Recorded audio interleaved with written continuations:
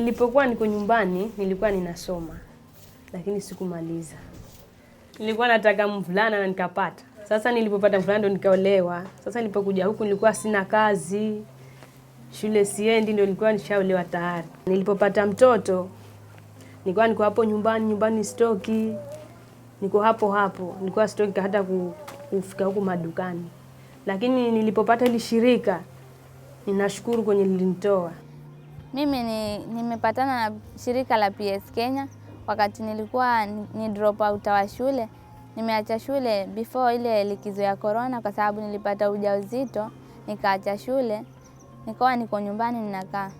Baada ya kujifungua mwezi wa pili nikapatana na ile shirika la PS Kenya, wakatusaidia kiupande wa family planning, wakatuelimisha mambo na kujiweka kihali ya ukamilifu. Mimi nilijiunga na kushona.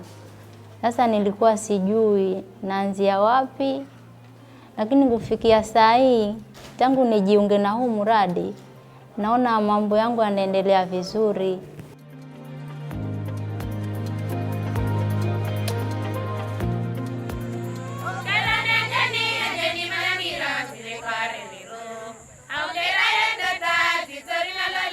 Kilifi County is one of the 5 counties that harbor the Kenyan coast. The county has 7 sub-counties, namely Kilifi North, Kilifi South, Ganze, Malindi, Rabai, Kaloleni, and Magarini. Many young people in Kilifi are sexually active, with a median age of first sexual intercourse reported to be 18.4 years for females and slightly lower, 17.7 years for males. Access to and use of modern methods of contraception in the county is also very low. In 2014, only 20% of adolescent girls between the ages of 15 and 19 were using contraceptives. A large majority, 59% of these adolescents, did not have access to contraceptives when they needed them. There are a number of reasons for this particularly high rate of unmet need in Kilifi County. As one of the poorest counties in the country, poverty rates are triple the national average. Healthcare facilities are located far from where girls reside. 80% of the county is rural, and only 13% of residents have secondary level education. Social and cultural norms dictate that girls prove their fertility early, placing messages about contraception at odds with what society expects of them. Most complex, however, is a link, or lack thereof, that girls and their families make between poverty and childbearing. With such deep levels of poverty, girls are more worried about sourcing for their next meal, not their sexual and reproductive health. There are also a lot of myths and misconceptions about contraception. With few job opportunities or examples of how to break out of poverty, rates of transactional sex in exchange for money or goods, are high among girls and young women. Furthermore, Pendo and her peers see motherhood as the only certain way of gaining status in their communities. Without an alternative, such as the ability to bring in income for their family, messages about preventing pregnancy don't resonate. Kenya.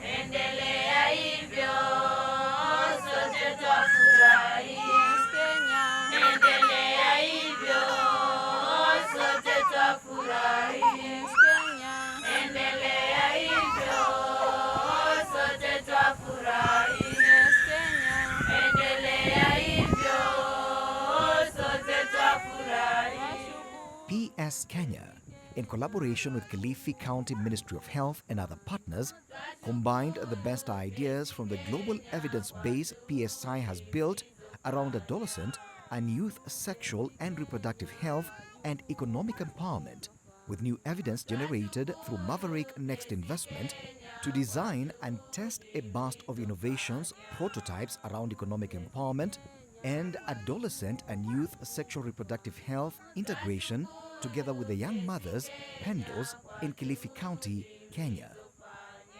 The goal of this learning-based project has been to learn how the new innovations around integrated adolescent and youth sexual reproductive health and economic empowerment may help young mothers feel more empowered to make decisions about not just their reproductive health goals, but their futures, their finances, and possible career paths. I've been overseeing the implementation of Maverick Next program, dubbed Binti Biashara. The program uses human-centered design approach to engage with a target audience. And the target audience here is the girl we call Pendo. Pendo is a girl who is a mother of 1 or 2 children and could be married or unmarried and lives within Magarini sub-county, which is the most rural part of this county. The human-centered design intends to ensure that the overall outcome of the project puts the target audience at the center of it. Hence, whenever we initiate the process, we have to do sort of landscape mapping and see where the pain point lies and whether it relates to the target audience we want to focus on. So there was some form of landscape mapping that was done, and it was seen that the highest need was in Kilifi County. As much as there are several sub-counties within Kilifi County itself, I think there are 7 of them, we were able to identify that the Magarini sub-county has the highest need.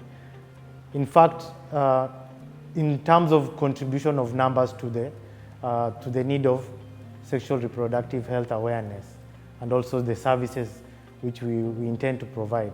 Tunataka tupange kama hii lazima ikue ya kwanza, ya pili, ya tatu hivyo kwa umuhimu, yani in order of priority, si ndio? During the prototype tests, we tested the first phase, and the first phase informed us that there was a need to get more information where we can provide the girls with skill learning. And by those skill learnings, most of them mentioned that they can receive these skills from either the community mentors or the TVETs. And that's the reason why we brought in the idea of TVETs and community mentors, where we talk to them, and together with the girls, we came up with a design where we'll include both the TVETs and the CBMs, that is the community-based mentors, to enable the girls to achieve, to get the skills that could enable them achieve their future goals.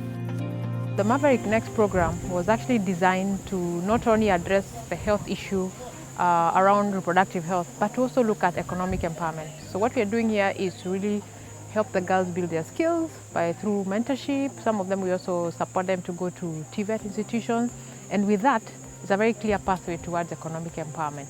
And once you address that, then you also address very many other health issues and even social issues, because once you empower a girl, she's able to actually deal with all those other matters to do with health of herself, her children, and she also has freedom to be able to provide for her family, as well as also make some decisions on her own.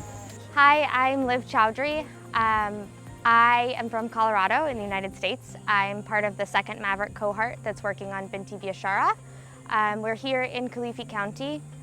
Today we got to do a formal session with the girls. There's a team from PS Kenya, and you can just tell they're really excited. They're really hungry to change their futures. They're really motivated. I think it's really impactful to see, we knew we were helping young girls and mothers, but extremely impactful to see really how young the mothers are. That's really not something that you can conceptualize until you put your feet on the ground. What we've been doing in this program is to look at the ideas or concepts that have been tested elsewhere and the research that we've done through our programming on adolescent sexual reproductive health to just see what we can take and test within the Kenyan context. So we borrowed in a lot of inspiration from other PSI A360 programmings that have looked at integration of economic empowerment into adolescent sexual reproductive health, like Tanzania, Uganda, and Ethiopia. And through our design consultant called IDEOS, we were able to bring in the initial or early prototypes that we then adopted for Kenyan context testing. In Binti Biashara, we are testing 2 models. We are testing an institutional-based model where we are working with the technical training and education institutions to bring the aspect of economic empowerment, which already exists there, but complement it with AYSRH services, Adolescent Sexual Reproductive Health Services, where we bring in Ministry of Health to offer health education to the TVET population, including our pendos, and complement that with pop-up services. The pop-up services are where the healthcare provider comes, talks to the girls and the boys in the institution, and the girls who want to get more information and get services then get an opportunity to get the same in the institution. This helps a lot in reducing missed opportunities, girls who may end up having unplanned pregnancy because they could not get to the health facility, and also just strengthening of that collaboration with a view of sustainability. Before this program, the girls are really suffering because they don't have the knowledge and they get pregnant very early. They are not financial well, so they have nowhere to go. Their esteem also is very down before this project. But after this project, they were given some information on health issues, more so how to take care of themselves in regards to family planning. And after now they have given the information, also they get skills. This economic empowerment to these young girls also is a very good concept and idea. So if they are empowered economically and also they have this information about family planning, they are good to go. In the community model is where we are working with business mentors. These are people who had gone through college, started their own businesses, but what sets them out is their passion and the desire to give back to the community. And so they open their doors through this partnership to train our young pendos, give them safe spaces where they can come with their children and they acquire knowledge and skills. And what we've done beyond this is making them advocates for AYSRH. So as they engage with pendos on the day-to-day life of their skills training, they also get an opportunity to encourage them to take up health services and contraception in particular, so that they don't end up with unplanned pregnancies in the process. Kusema kweli, huu mradi ni kama umekuja huku kusaidia, kwa sababu wenyewe walikuwa idle, walikuwa ni kama hawana matumaini kabisa kwamba vile amejifungua bila kutarajia maisha yanaweza tena kuendelea. Sasa kupitia huu mradi tulikuwa tukiwatia moyo, na mradi pia wanafundishwa ule ujuzi. Vile tukiwafundisha, wako na watoto wao walikuwa wana challenges nyingi wanapitia, lakini tukawatia moyo, wakaendelea mpaka wakafikia mahali saa hii wenyewe wanaweza kujifunia. Mpaka saa hii wenyewe wanajishonea manguo, anaweza shona hata nguo ya customer akapata riziki na kuendeleza maisha na mtoto wake. Kina Pendo wanasaidika kwa sababu hii shirika iliwasaidia kuwalipia. Ndio maana sisi tukawafundisha. Sasa hii wengine wamejua, hata wamefungua milango yao, sasa hii wanajiendeleza. Na kuna hao wengine pia wameandikishwa tena kuendelezwa kufundishwa. Ndio wanasaidika kiuchumi. Wanaweza pata kichwa wakasonga wakapata pesa kusaidia kimaisha. We also bring in community health volunteers to give more or reinforce what the mentors do in terms of AYSRH or contraception talks by coming in to talk to the girls at these safe spaces.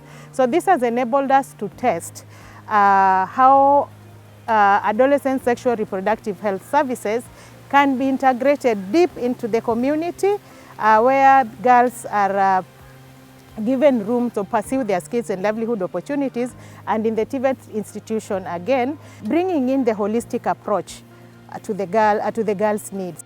Kila siku ya Ijumaa huwa tunakuwa na meeting na wao, tunakaa pamoja, tunawafundisha kuhusu mambo ya family planning. Kuna wengine walikuwa hawajui maana ya family planning, wengine wanasema family planning inawadhuru afya yao.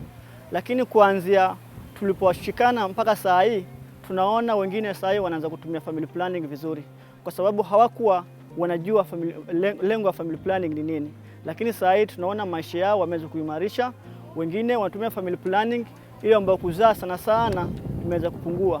hata wengine inasema wanasaidika wasipate ugonjwa kirahisi, na naona wako safe saa hii, sio kama vile zamani venye walikuwa wanaishi. Huwa tunawafunza kuhusu masuala ya upangaji uzazi, kwa sababu huyu msichana wakati tunamfunza asipojihusisha katika masuala ya upangaji uzazi, kuna uwezekano wa kupata ujauzito wa ilhali akiendelea na haya mafunzo. Ndiposa tunamhimiza akaweze kwenda kufanya upangaji uzazi ili akaweze kuendelea na shughuli yake bila shida yoyote ile. Kila mtu achore yake kwa kuandika andike. Tukiangalia kama venye tumesema, umri ni wa miaka 15 hadi 24. Wengi wao wamezaa wakiwa bado ni wachanga na hawakuwa wanajua ni kitu gani walikuwa wanafanya.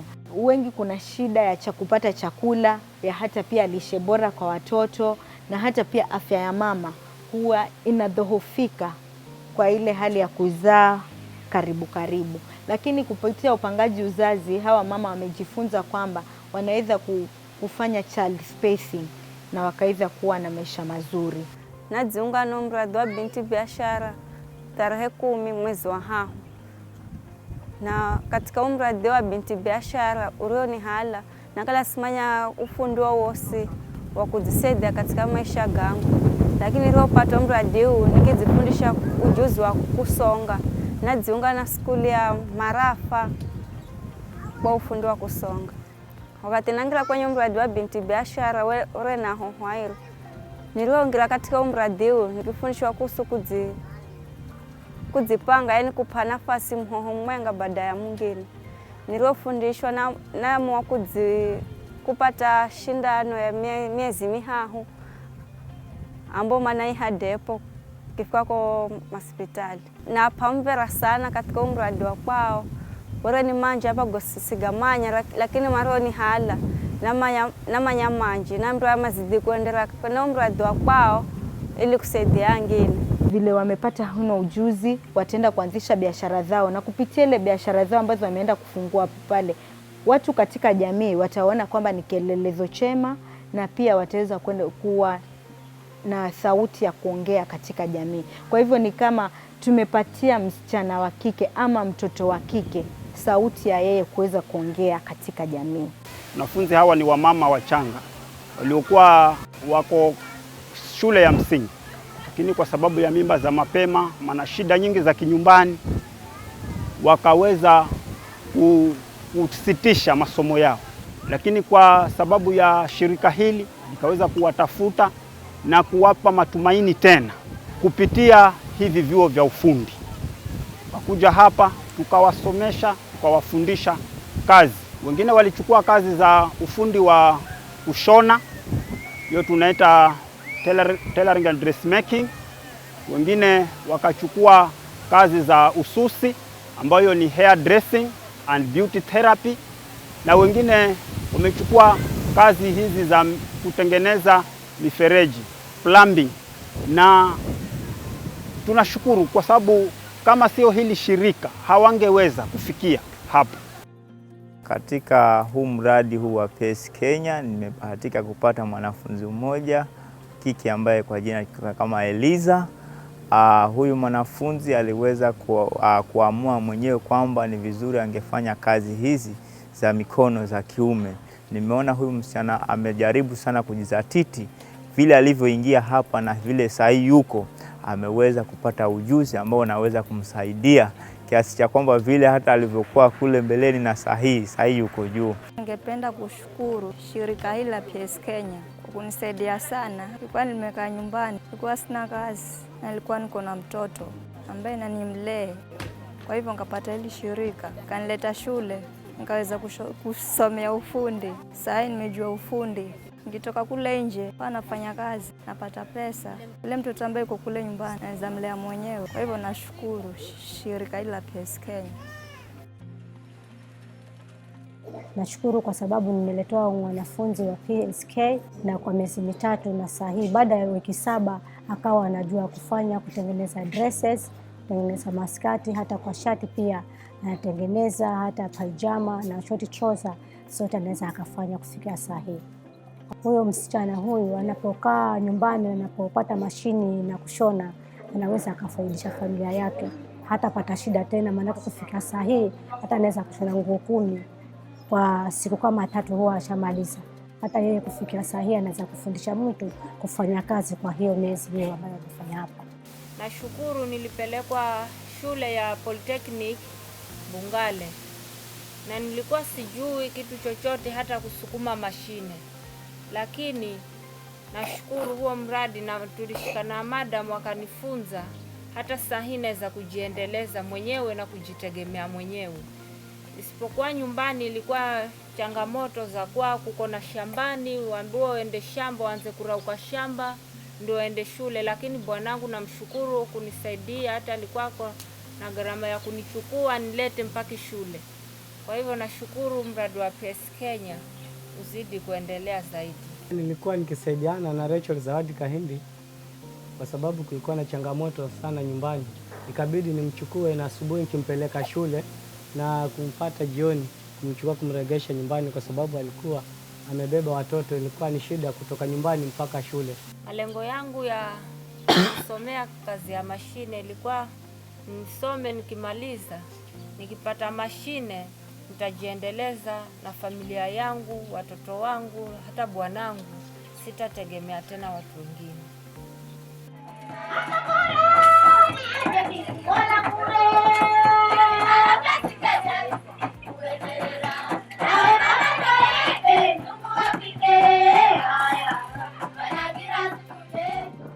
Dress your half shoulder. Mwisho shati ya shule. Asanteni sana watu wa PS Kenya, mmetutoa pahali pabaya, tumeingia pahali pazuri sana. Asanteni. My name is Payal Patel. I am a Maverick Next Fellow. Today I'm here with PS Kenya, witnessing this lovely celebration of the young women in town. My experience here has been very eye-opening, particularly in experiencing the model that PS Kenya has developed and seeing that in action. It's been really insightful to see how they've also engaged with the men and influencers in these women's lives to help change behavior and to empower the young women in this community.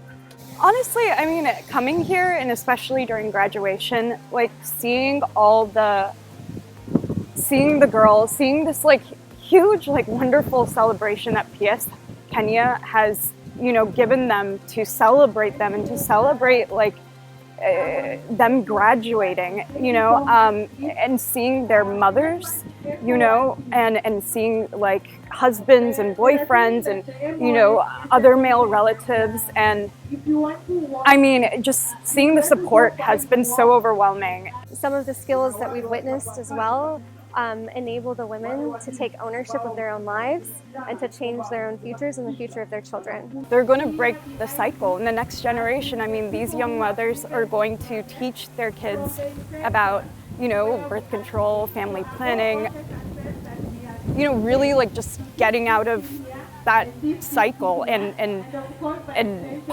poverty, you know, and also just kind of understanding that there are other possibilities.